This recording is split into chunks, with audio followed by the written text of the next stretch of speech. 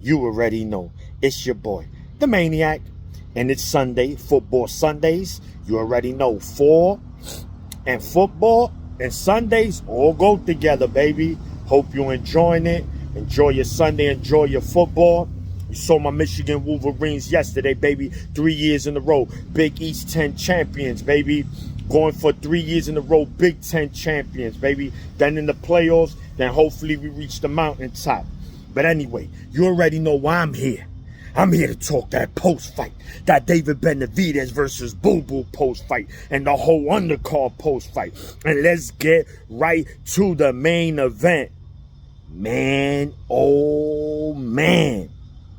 David Benavidez. That dude is different. In fact, he just moved into Area 51, man. He bought property. Anybody that know me, man, when I talk about Area 51, we know what that means, right? Supposedly there's aliens there. They not from this world. And I named 3 fighters. Navarrete, Inoue, Crawford. They all Area 51 fighters. And yeah, the monster, he just moved in, baby. He's in Area 51. And now I'm going to be very clear. I picked Boo Boo to win this fight. I'm eating my crow. I'm eating my crow. Boo Boo possessed everything it took to fight a pressure fighter. But, man, Benavidez looked so great, man. He was in super shape. He used his jab. He was moving. He wasn't a stationary target, man. Boo Boo started off good. The first 3 rounds. Say, hey, okay, we might have something. Once he dropped Boo Boo in the 4th round, it was you already know they were gonna close the casket, man. This was a closed casket. He just started to pour it on. And when I say pour it on, not second gear. That's what's even scary about this, bro. Benavidez didn't even go into second gear, bro. He was in gear 1. And he did this to bro, this is an elite fighter, bro. Boo Boo's no chump.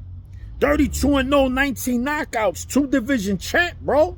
He didn't do this to Mickey Mouse Jim. This wasn't Coca-Cola Chris.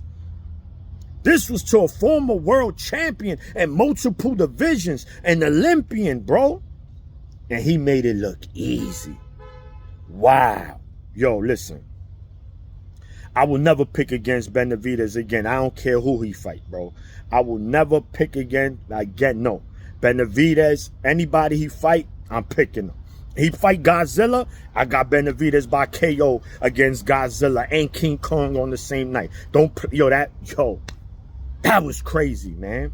And like I said, he did not even go into second gear, guys. It's scary. It's scary, it's scary, it's scary. Area 51, you have a new resident, man. Give him whatever property he want over there. Because he belonged there. He's an alien. He's not from this earth. But what's next for both fighters? Let's start with Boo Boo. Boo Boo, he can still, I wouldn't mind seeing him in Plant, right? Those are the 2 fighters that lost to Benavidez. I would love to see that. I mean, if Charlo want to fight Boo Boo, I'll take that too. But, you know, Boo Boo's 35. I'm glad that they stopped it on the stool because it was going to get uglier. So I think they saved them from a serious beating. But those are the fights I would like to see Boo Boo in. But I know it's almost there. But anyway, shout out to Boo Boo. You still my guy, bro. I'm still a fan of yours. Nothing changes. It's just Benavidez is different, man. That's all it is. Ain't nothing to be ashamed of, bro. Ain't nothing to be ashamed of, Boo Boo. Hold your head. Get focused. Get your thoughts together. And we'll be waiting to see what's next for you. Now, as far as Benavidez, we know what's the obvious, guys. We know what we want next. What needs to happen next is Canelo Benavidez, right? Again, that's what needs to happen.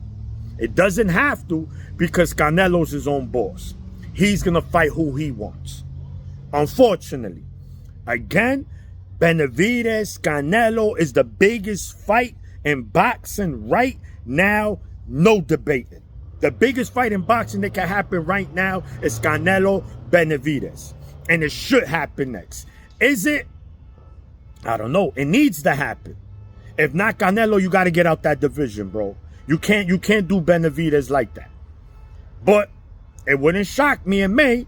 Canelo goes Jamor Charlo route. Or he goes Carlos Adames route. Or Jaime Munguia route. Don't be surprised. Now, if he says, look, I'm going to fight one of them in May, and I got you in September, Benavidez, then I'll be okay with that. But that's only if he comes out and says that. But I would love to see them fight next, man. It needs to happen, not only for Benavidez, because he deserves it, for the sport of boxing, bro. That's just what the sport of boxing wants, and that's what the sport of boxing needs. It's Canelo Benavidez next. And yeah, I got Benavidez by homicide. Yeah, I said it. So let's see what happens. Now let's get quick to the undercard.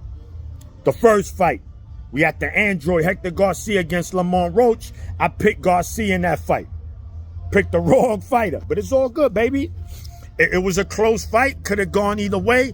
Hector Garcia fell asleep on the wheel. As the fight went in, he slipped up. Roach started catching him late. That wasn't a real knockdown, but they called it anyway. That's why boxing needs instant replay everywhere, not just certain places. But look, shout to Lamont Roach. He won it, man. Humble fighter. Now he has a title. A lot of opportunity for him. A lot of choices. Android, he'll come back. He could fight at 135, 130. So he has options. And I'm pretty sure he'll get another big fight. The second fight, another world champion, Subriel Matias, defending his IBF against Shoshajan Aregashev. Again, like I said, the name botcher. Bro, Subriel is just an animal at 140, bro. The dude, yo, he's different, bro. He just, the power. Bro, this is the 8th fighter he may quit on their stool. Of his 20 knockouts, 8 quit on the stool. They said, Duran, no mas. We don't want that. What's next for Subriel? You heard him. He called out Tio. He called out Haney, the pro Grace. I would love to see it. Would I favor him in those fights? No, maybe pro Grace. But he'll still have a good chance to beat those fighters. And he's there to fight, bro. He's a Puerto Rican that fight like a Mexican. You gotta love it. You got to love it. That was a very good action-packed fight while it lasted. Now, the co-main event, we had the older brother, Jose Benavidez Jr. against Jamor Charlo. And, yo, it was a good scrap. Good scrap. Again, Benavidez limited with one leg, did what he could. He never fought that high in weight. And he didn't make himself look bad, man. He came and he fought and he landed shit. Charlo, for a 2-year absence, he looked good himself. Not great, but he did what he had to do to get the decision. I picked Subriel, by the way. He won. I picked Charlo out of the 4 fights, 2 for 2. But what's next for Charlo? That's a great question. Because is he having trouble making weight? I could see him in super middleweight. I wouldn't mind seeing him against Boo Boo. Or, of course, Plant, right? Because Plant slapped him.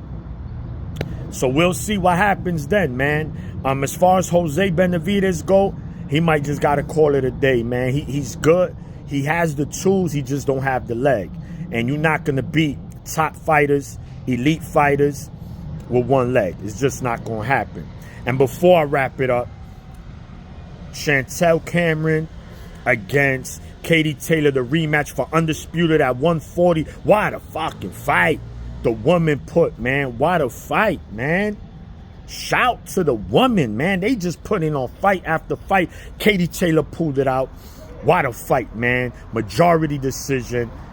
Banger. If y'all didn't watch it, go watch it on YouTube, man. What a fight. Shout to her. But anyway, it's your boy, the Maniac. And that's the recap. And I'm out. 1.